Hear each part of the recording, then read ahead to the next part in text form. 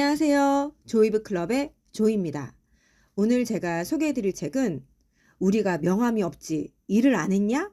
입니다. 네. 이 책은 2022년 1월 26일부터 3월 2일까지 경향신문에서 보도되었던 젠더 기획. 네, 이 책과 동일한 제목으로 우리가 명함이 없지 일을 안 했냐를 바탕으로 쓰여진 책입니다. 그래서 보도 당시에는 담을 수 없었던 그 내용까지 포함하다 보니 네, 2배 이상의 분량이 이 책으로 나왔다고 하네요. 그래서 저는 이렇게 실질적으로 밀착 취재하고 이것이 사회 통계적으로 어떻게 유의미한가 보여주는 네, 이런 기사와 네, 취재, 네, 책을 좋아합니다.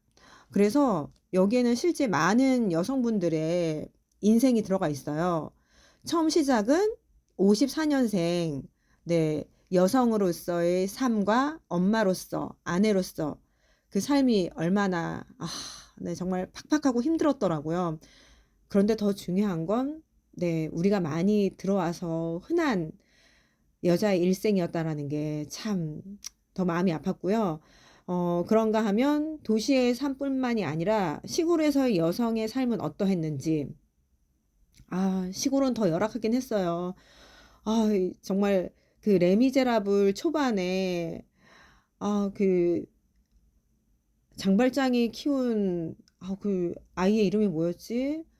네, 그 아이가 어쨌든 굉장히 물을 많이 뜨러 갔는데 시골에서도 상하수도가 해결이 안 되니 네, 이 문제가 해결되기까지는 굉장히 오랜 시간이 걸렸더라고요. 어쨌든 하루 종일 일하는 여성의 삶, 네, 인권이 더 바닥이었던 것, 네, 그런가 하면 지금 현재 이 책이 나왔을 때 기준으로 55세, 그렇다면 그 여성의 삶은 얼마나 많이 개선이 되었나, 네, 보여주는데, 이것도 좀 옛날은 옛날이었다 치지만 지금은 좀 살아왔는데, 맨 마지막, 남편의 이야기가 되게 지금도 고구마처럼 막 화가 나는데, 이게 좀 기가 막혔어요.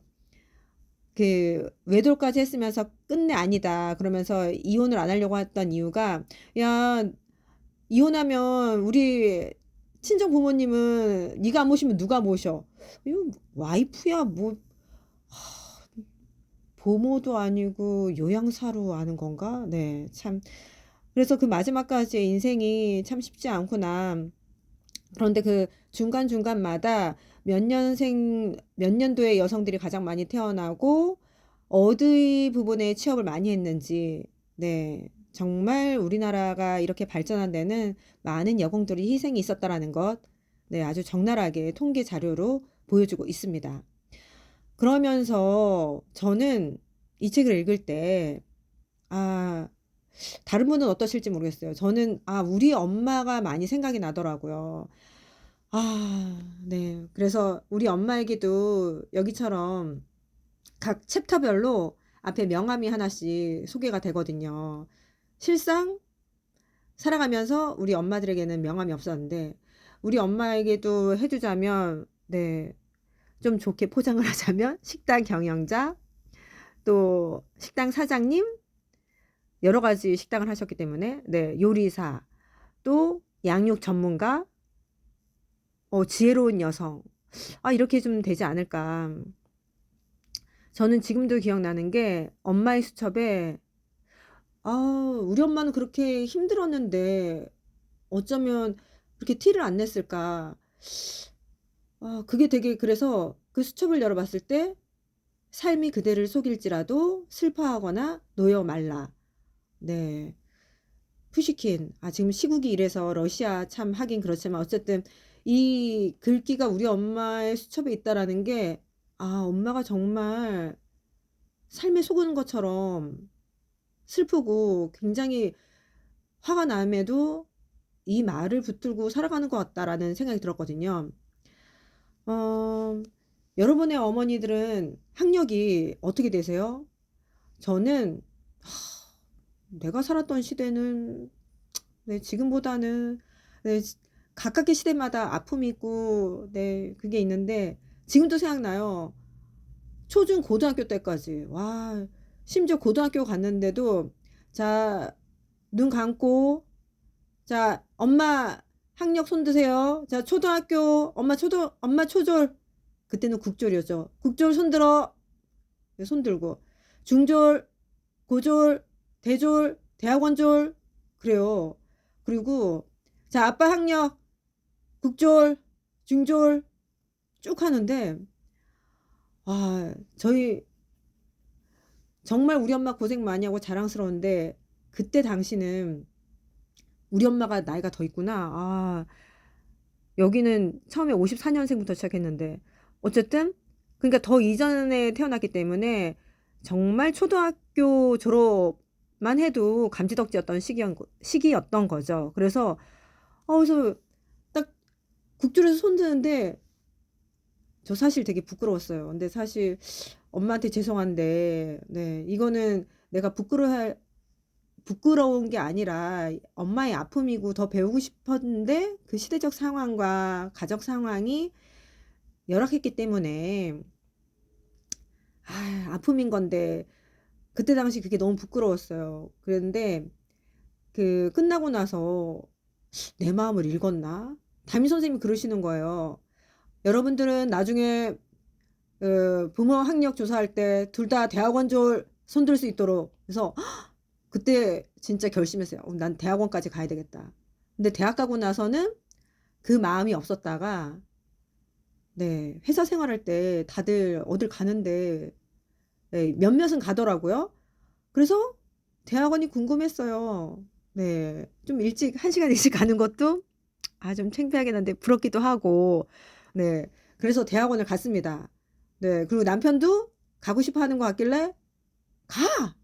네, 어차피 제가 돈을 보태줄 건 아니었지만 네, 그렇게 해서 그때 결심했던 게 이렇게 또 이루어지긴 했네요.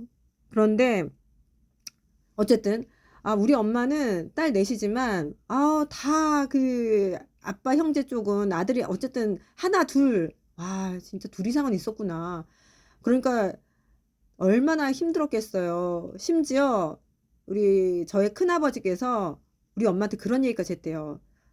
딸내미들 그거 너무 많이 공부시키지 마이소. 이랬다는 거예요. 그때 우리 엄마가 나는 딸이지만 공부를 하겠다고 하면 끝까지 시킬 거라고. 억지로는 안 시키지만 하고자 하는 다 시킬 거라고. 와. 그래서 진짜 공부하라는 얘기 첫째부터 막내까지 네. 거의 막내까지 안 들을 수 있었는데 저희는 그런 얘기를 거의 듣지 못했어요. 그러다가 제가 둘째고 셋째가 서울대를 가면서 네, 막내가 그 다음부터 공부하라는 잔소리를 듣기 시작했죠. 야, 그래서 진짜 충격이었어요. 진짜 우리 엄마가 너한테 공부하라는 얘기를 했어? 진짜야? 와, unbelievable. 믿기지 않는다. 네, 어쨌든 아, 저는 그 힘든 시기를 거치면서도 엄마가 포기하지 않고 끝까지 그 자리를 지켜준 게 너무나 감사해요. 근데 여기도 그런 걸 보면은 제가 책 속에 밑줄을 그은 게 28페이지인데 거기 보면은 어떻게 참 이분도 삶이 대단하다, 고되다. 그러니까 남편과 같이 일을 하는데 남편의 일은 안 되고 근데 본인의 일은 이분이 많이 배우지는 못했지만 똑같이 초등학교를 졸업한 걸로 제가 기억을 해요. 아니었나? 뒤에는 한글도 못 쓰시는 분이 얘기가 나와가지고 네, 초등학교만 나왔네요. 그래서 공부를 더 하고 싶었는데 이분도 못했는데 어쨌든 그때 당시에 대학을 나온 남편 그러니까 얼마나 멋져 보이겠어요. 근데 이게 멋짐과 부와 또 멋짐과 이 경제적인 부를 이끌어오는 거는 좀 차이가 있어요. 그래서 이 54년생 정혜 씨, 이 어머니의 일은 승승장구했는데 남편의 하는 일은 다 폭망하고 거기다가 남편이 쓰러졌어요. 뇌경색으로. 거기서 끝나면 좋은데 시아버지까지 암과 치매가 동시에 걸리다 보니까 이분들을 요양원에 보내려면 한 달에 800만 원이 든다라는 거죠. 그래서 결국 이분은 직접 병간호를 했다고 합니다. 그래서 자기가 하는 장사에다 병간호에다가 또 살림까지 해야 되니까 1인 3역이잖아요. 그래서 되게 힘들었을 텐데 그분이 그런 얘기를 해요. 28페이지에서. 나쁜 일이 파도처럼 밀려드니까 너무 힘들었지만 도망가지 않았어요. 이게 되게 멋있더라고요. 그래서 여기 있는 이 책 뒤에도 보면 에디터가 했었던 것 같은데, 네. 편집자 후기, 네. 에디터스 레터에 이렇게 얘기가 나옵니다. 맨 끝에. 멋짐이 가득한 책입니다. 정말 저도 이렇게 느꼈거든요. 그래서 이분들 명함은 없다. 그러나 삶의 능력은 있다. 강하고 아름다운 언니들의 이야기. 네. 한 번쯤은 만나보시면 좋을 것 같습니다. 네. 그래서 어찌 보면 이게 영화 제목 같지 않나요? 우리가 돈이 없지 가오가 없니? 네. 우리가 명함이 없지 일을 안 했냐? 열심히 일하고 그 나쁜 일이 밀려올 때 절대 도망가지 않았던 멋진 폭발 뿜뿜 언니들의 이야기. 경향신문에서 나온 경향신문 젠더 기획팀 휴머니스트 출판 그룹 그 이야기를 만나보시길 추천합니다. 지금까지 조이북 클럽의 조이였습니다. 책이 궁금할 땐 클럽으로 오세요. 조이북 클럽.